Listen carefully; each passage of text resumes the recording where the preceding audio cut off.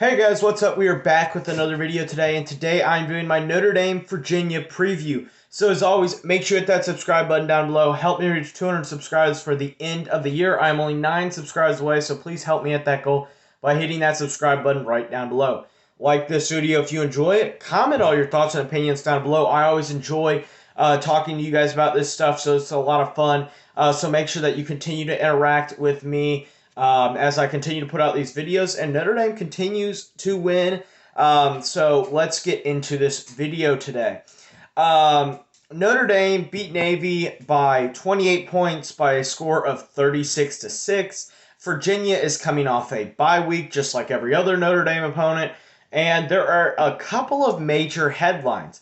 A being Notre Dame is, well, this isn't the most major one, but I'm going to work up into importance. One being Notre Dame is now down to 5 scholarship wide receivers, depending on the news from Avery Davis, and those being Braden Lindsey, Kevin Austin, Lorenzo Styles, Deion Colsey, and what's his face? I'm sorry, I completely blanked on his name. I had it, and then I forgot it. Jaden Thomas. Jaden Thomas. I'm sorry. I had it, and I had it written down, and I had just completely forgot. So now Notre Dame, depending on the news for Avery Davis, it was a non-contact knee injury. It looks not great. It looks like he'll be out for at a minimum a couple of weeks. I'm guessing 3-4 weeks, so probably the end of the season, and he won't be back until bowl time, which is really unfortunate with it being his graduate senior year. I expect him to get drafted, so we'll see what happens there. Virginia is obviously dealing with a couple of injuries, with especially Brennan Armstrong with the ankle. That is major news whether he plays or he doesn't, because if he does not play, no matter who's out for Notre Dame, this game is like basically putting an automatic win column for Notre Dame, because they just don't have a good enough backup quarterback that's as good as Brennan Armstrong to compete with Notre Dame. The other part of that equation is if Brennan Armstrong is in, but Kyle Hamilton isn't, there could be a lot of issues for Notre Dame. You would have Jack Kaiser at free safety, and with the all sorts of linebacker issues that you have, if you're Notre Dame, with a lot of major injuries there, Notre Dame's really starting to dwindle down into their depth with a lot of unfortunate injuries, so you could see a lot of problems there in coming to this game. Notre Dame is still competing for a major bowl selection. Probably not, but possibly still playoff contention, just because they could finish the season 11-1, but most likely you're still competing for a New Year's Six Bowl. So this game is important for Notre Dame. It's important for Virginia because with they win here and then a win against at Pitt and Virginia Tech, you could find yourself in an ACC championship and themselves also be in New Year's Six Bowl contention. Even with a couple losses, with an ACC championship bowl or ACC championship win, you would automatically put yourself into that spot for the ACC. So you have a lot of questions in this game, a lot of potential for this game. It's going to be the nightcap. As the ACC Network announced it, it will be their night game, as this game is being played in Virginia. So this will be a very important game for both the Cavaliers and the Irish. It is going to be a tough environment, as this is one of the biggest games in Virginia football history, with a big team coming to town, with a lot of momentum riding as you enter into this final stretch of possibly getting into New Year's Six Bowl.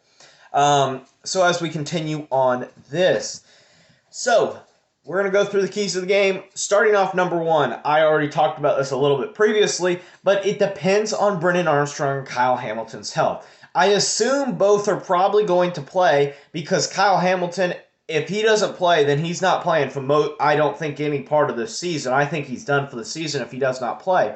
Maybe he'll come back for the bowl game, but I find that even more unlikely. But I think he'll be back. I think Brennan Armstrong will play. He may not be 100%, which could be critical to seeing if he's able to have the mobility he's had in previous games, if he's able to move the ball well enough. if he's able to continue to threaten Notre Dame deep down the field, if Notre Dame's able to get pass rush on him. It all kind of depends on a bunch of different factors on Brennan Armstrong's ankle. So you have Kyle Hamilton and Brennan Armstrong, two major players, one being a top 5 overall pick and one being a massive player in their offense. It's going to come down to this. This is the biggest key to the game for either side, is the health of their star player, either on the offensive, defensive side.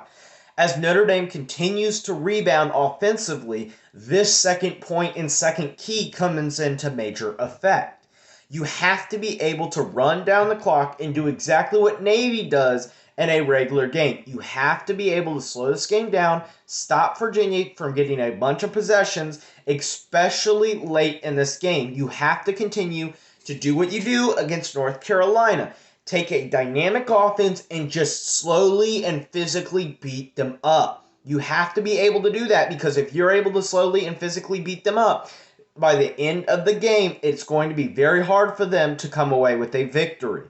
With that, it is important to be able to set the tone immediately, especially with the pass rush. This is not a specific key, but it is important. If Brennan Armstrong is playing, you have to be able to get after him, especially if you're Isaiah Foskey. Foskey has been one of the best pass rushers Notre Dame has had in the Brian Kelly era. He has been able to get to the quarterback successfully and often. He is one of the possibly going to be the Notre Dame all-time sack leader, depending on these next couple of games against Virginia, Georgia Tech, and Stanford.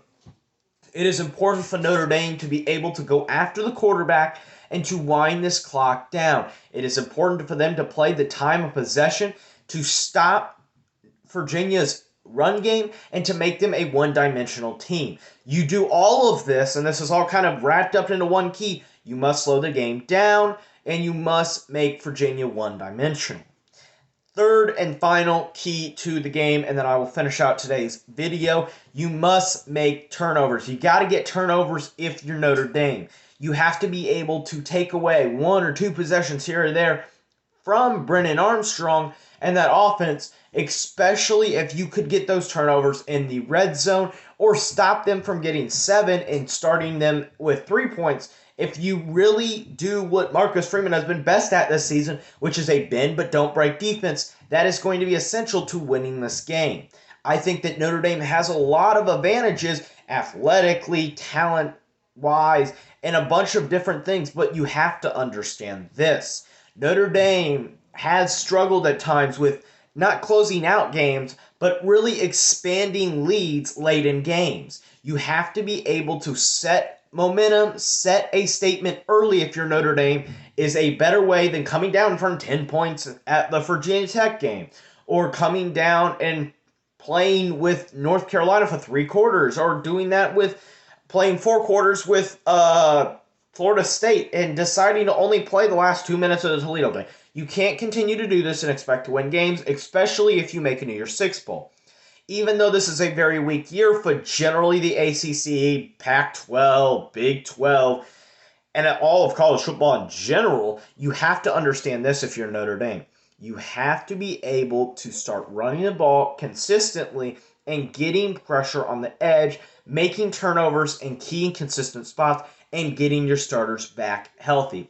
So that pretty much wraps it up for today's video. Make sure you hit that subscribe button down below. Like this video if you enjoy it. Comment all your thoughts and opinions down below. And as always, have a great day. Bye.